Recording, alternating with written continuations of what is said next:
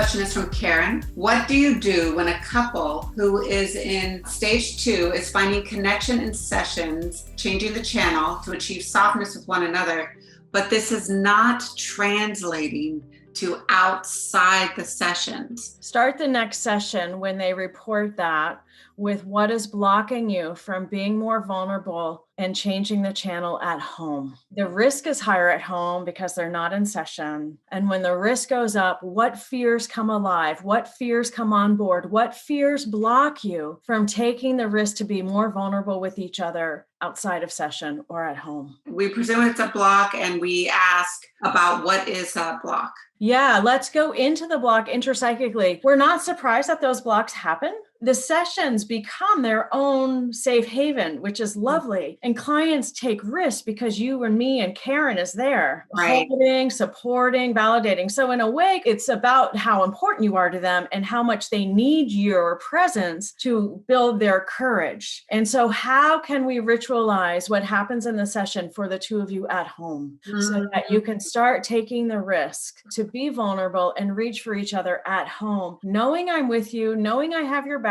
knowing I'm going to see you in 3 or 5 or whatever number of days, knowing you've earned this muscle, this new muscle that you're risking sharing with each other, and knowing that there's no other way to keep restructuring your bond except to take the risk to say, I wish Karen were here. If Karen were here, she would tell me I need to slow down, turbo, and share the softer feelings. So could I do that? Could we do that? Karen's talking to me right now. Attachment figures come with us. Yeah. And so encourage your clients to bring you home with them in your mind's eye, a mental representation, transitional object, different ways to frame it. The only way to start doing this at home is to focus on the blocks in a few sessions to process the blocks, the fears that come alive in risking at home, and to process those in session to decrease the blocks at home. So I guess I heard, what's the block? How do we ritualize this at home? How do we ritualize the sort of dance steps you do in session at home? Can I add one thing to your first question? What's the block? Of course. Yeah. What fear is blocking you? Let's presume it's fear.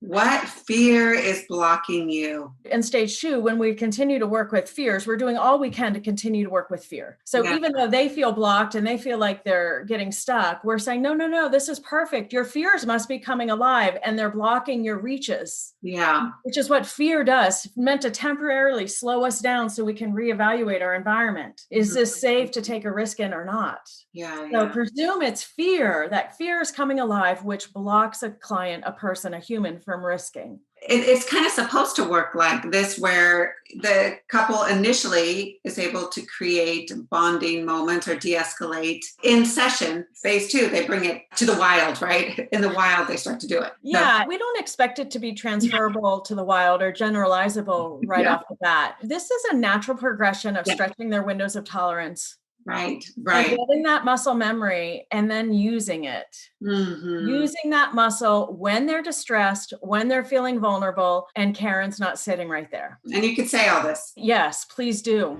Tell them. Okay. Yes, make it explicit, name the process, name how normal it is. This is not unexpected, and this is actually not a bad thing.